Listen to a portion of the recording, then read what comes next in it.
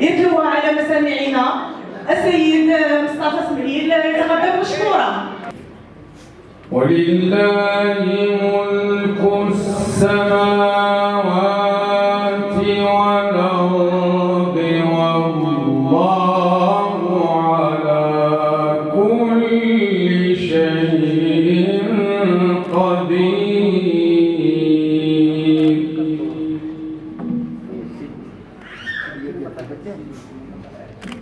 إن في خلق السماوات والأرض واختلاف الليل والنهار لآيات. والآن مع النشيد الوطني.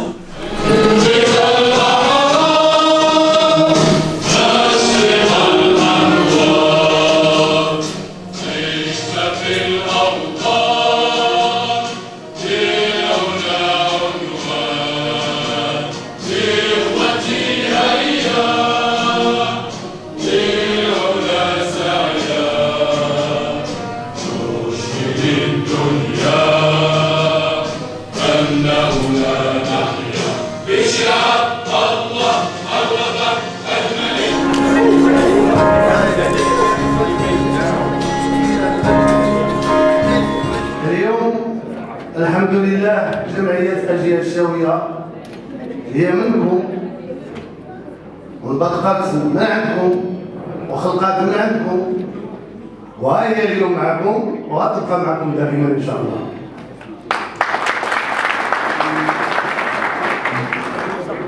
اليوم قبائل السلطات كلها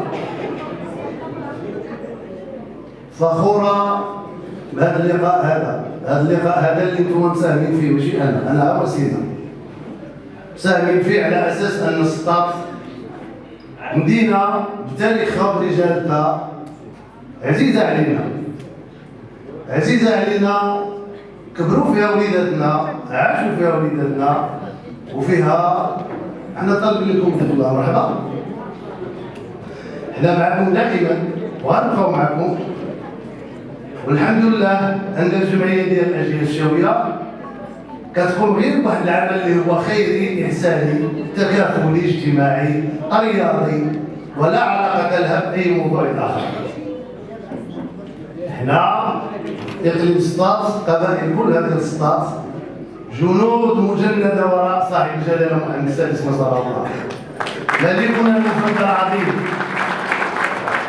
احنا اليوم فخورين على اساس ان هذا اللقاء لقاء ديال المحبه كنفتخروا به، كنقوموا به تقديم البرنامج السنوي ديال الجمعيه ديال الاجيال الشاويه اللي انتم خلقتوها وساهمتوا فيها وما زلتوا غتساهموا فيها. وكذلك ما نساوش كيتزامن هذا اللقاء دائما من عند الله، ماشي انا اللي قررت ولا انا اللي من عند الله كيتزامن هذا اللقاء مع الاحتفال براس السنه الامازيغيه. والاحتفال بالسنه الامازيغيه التي تسمى عيد ناير، وهي شعيره لها صله بالارض. والاصل في هذا الاحتفال هو احتفال لجميع المغاربه لانه مناسبه مغربيه بامتياز تاريخا وطقوسا وعادات، ولأول مرة أصبح عطلة سنوية مؤدى عنه. هذا يعتبر مكسبا كان وراءه جلالة الملك محمد السادس نصره الله الذي دستنا الأمازيغية.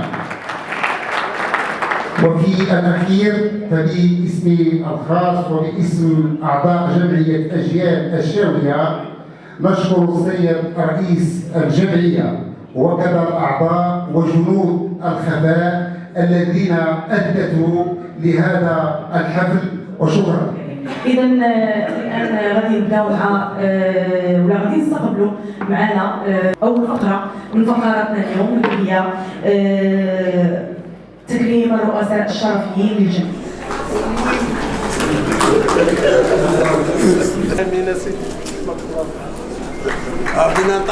إذن تصويرة مع صورة تذكارية. فين لا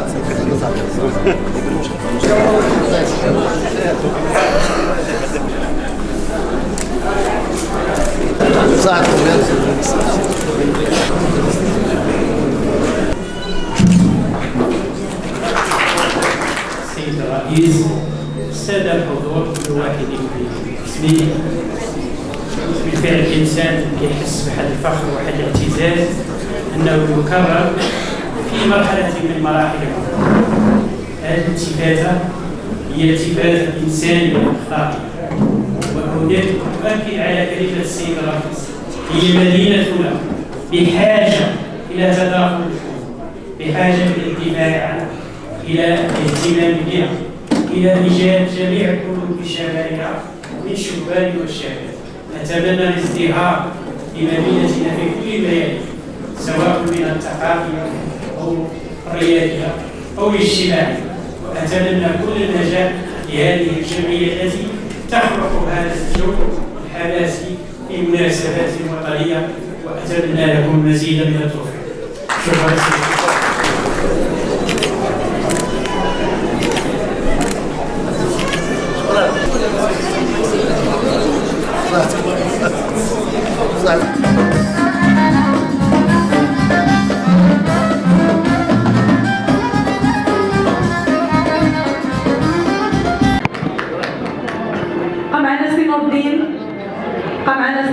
حميد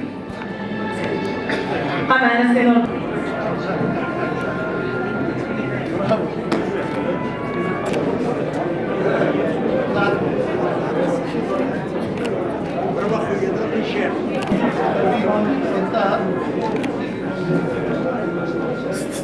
Ouais,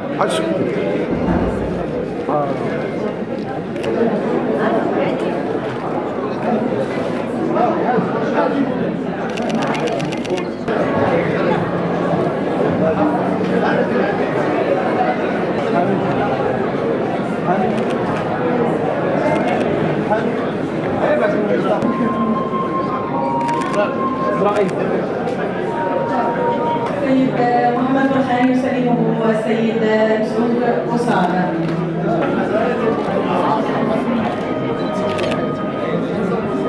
رئيس مصطفى الشنوان غيصور معنا ديالنا هذا. مصطفى الشنوان.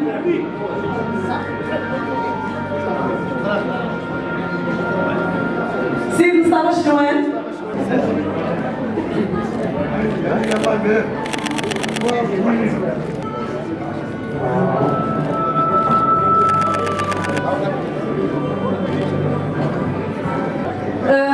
سيد سعيد قيلش نظرا لعدم حضوره تواصلنا بصور باش يشاركنا الحفل وباش يكون حاضر معنا، وهو دائما حاضر معنا، فتحية سي سعيد قيلش.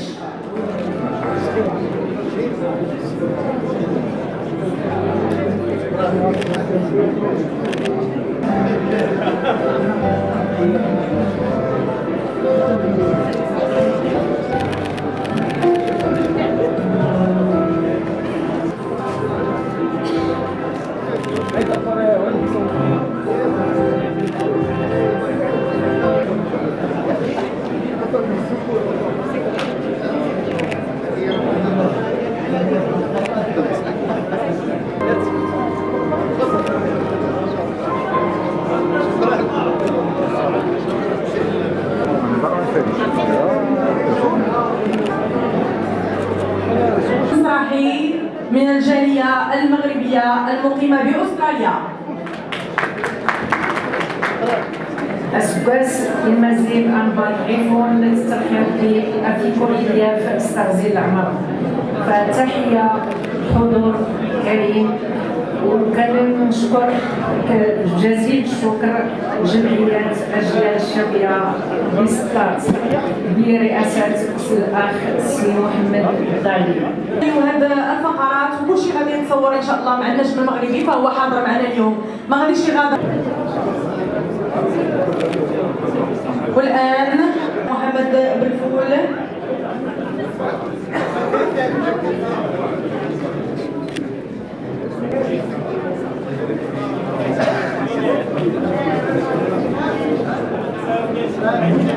ان الجمعيه ديال الاجيال الشاويه في نطاق الشراكات ديالها وفي نطاق المساعدات اللي كتقوم بها انها وجدات واحد ما يسمى بالتطامي اللي كتمارس فيه الرياضه.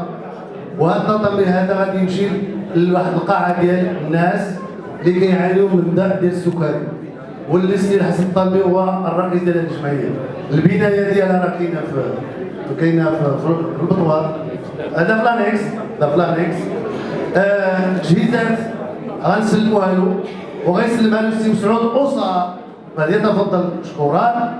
والنموذج واننا غنغطيو القاعه كلها ديال القاعه اللي غتمارس فيها الرياضه ديال الناس اللي كيعانيو من داء السكري.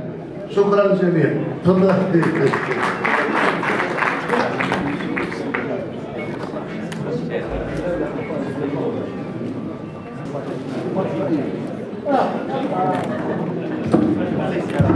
النادي وعلى السيد عبد الرحمن قنديل يتسلمها عنه الاخ ديالو عبد المجيد قنديل، فليتفضل مشكورا.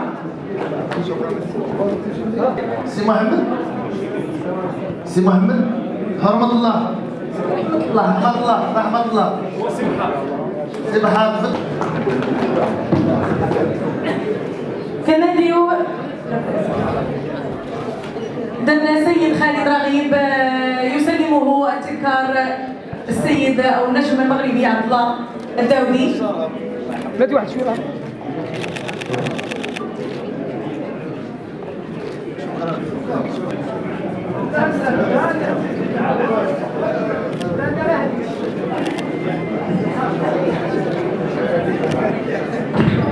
والان النادي النهضه السطاتيه ومؤسسي النهضه السطاتيه السي دريس بن علي.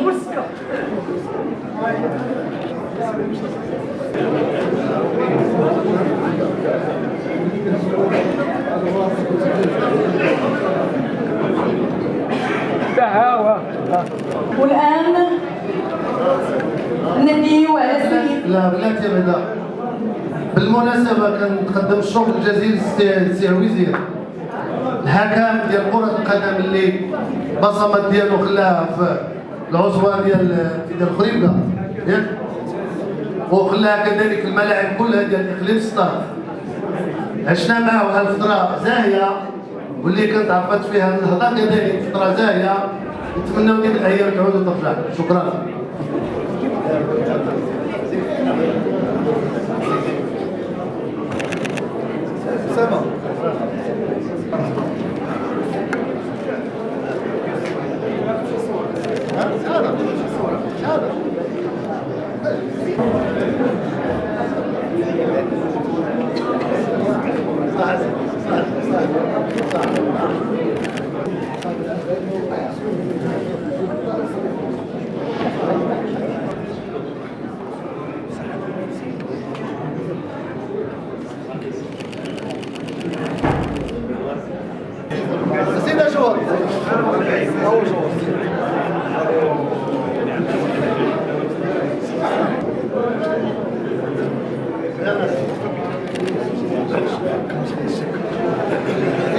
ننادي على السيد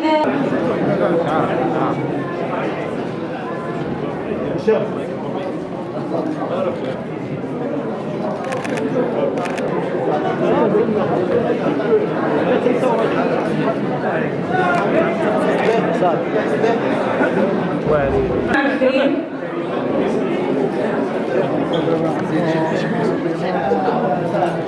كريم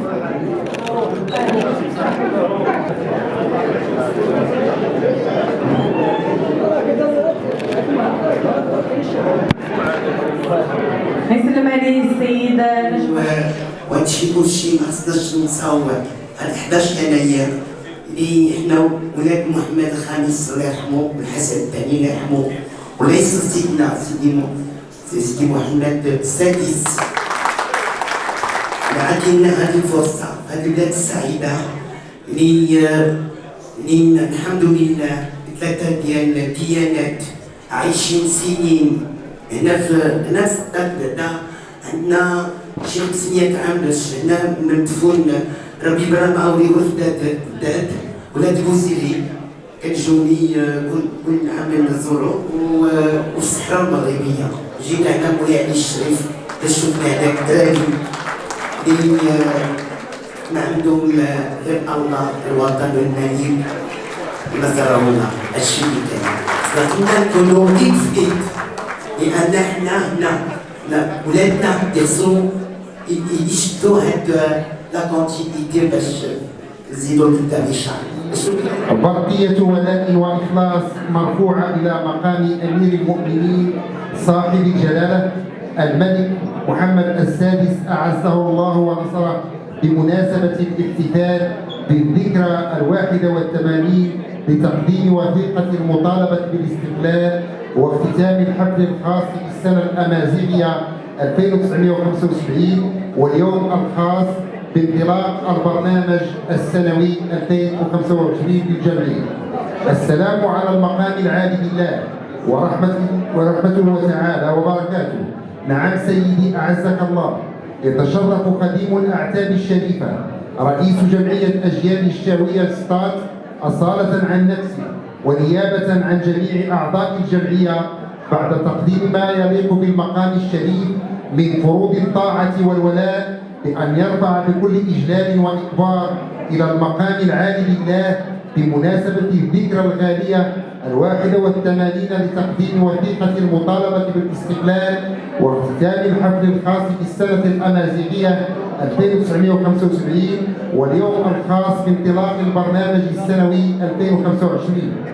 إن خدام جلالتكم الأوفياء رئيس وأعضاء جمعية أجيال الشاوية بسطات لا يستحضرون بكل إجلال حرص جلالتكم الدائم على ترسيخ أسس ومبادئ الديمقراطية الحقة الوفية لهويتنا الوطنية والمشبع بقيمنا الحضارية والإنسانية التي ميزت أمتنا على مر السنين والذكرى الغالية لتقديم وثيقة المطالبة بالاستقلال، وهو حدث تاريخي ضمن الكفاح الوطني من أجل نيل استقلال المملكة والدفاع عن القيم المقدسة.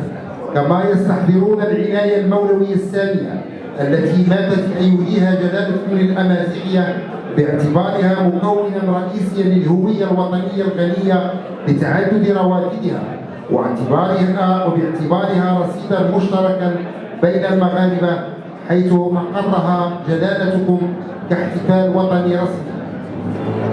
إن خادمكم الوفي رئيس جمعية أجيال الشاوية سطات إذ يجدد التزامه أمام الأعتاب الشريفة بتوجيهات جلالتكم السامية بالإخلاص في العمل والتشبث بالثوابت الوطنية والدفاع عنها بالروح الوطنية الصادقة. الله والوطن الملك خدمة للصالح العام وللمصالح العليا للوطن تحت قيادتكم النيرة المتبصرة في مسيرة الإصلاح والبناء والإنجازات، فإنه يعاهدكم يا مولاي على مواصلة العمل الصادق والمسؤول في ظل قيادتكم الرشيدة على درب مسيرة التنمية الشاملة التي تقودونها وتحملون لواءها والتي مكنتم لبلادنا من خلال مكانة عليا بين الأمم. نسأل الله يا مولاي أن يحفظكم بما حفظ به الذكر الحكيم ويسدد بالخير خطاكم ويقر عينكم بولي عهدكم الجليل صاحب السمو الملكي الأمير مولاي الحسن وبشقيقته صاحبة السمو الملكي الأميرة الجليلة لالا خديجة، ويشد أزرق جلالتكم بسروركم السعيد صاحب السمو الملكي الأمير مولاي رشيد وبكافة أفراد الأسرة الملكية الكريمة. إنه تعالى سميع الدعاء. حضر بسطات يوم السبت 11 رجب 1446 هجرية الموافق ب 11 يناير 2025 ميلادية خديم الأعتاب الشريفة محمد دعلي رئيس جمعية أجيال الشاوية سطات. شكرا. منصور اللهم أمير المؤمنين جلالة الملك محمد السادس، اللهم انصره ولا تنصر عليه، اللهم انصره ولا تنصر عليه، اللهم وفقه للخير وأعنه عليه، اللهم اصلح به وعلى يديه واحفظه في ولي عهده مولاي الحسن وسائر أفراد أسرته، إنك على ما تشاء قدير وبالإجابة الجدير، نعم المولى ونعم النصير. وارحم اللهم الملكين الجليلين محمد الخامس والحسن الثاني، اللهم طيب ثراهما واجعلهما في مقعد صدق مع الذين أنعمت عليهم من النبيين والصديقين والشهداء والصالحين. سيدي محمد الضبعي كنقول لك شكرا على هذه الفرصه اللي عطيتيني نكون متواجد مع هاد الناس هادو الزوينين، وان شاء الله نكون دائما على حسن الظن ديالكم ونعطيو شويه لمدينه سطات. هي خاصها تستاهل بزاف، ولكن حنا داكشي اللي غيقدرنا عليه الله غادي نديروه، وان شاء الله دائما اسم سطات تاج فوق راسنا.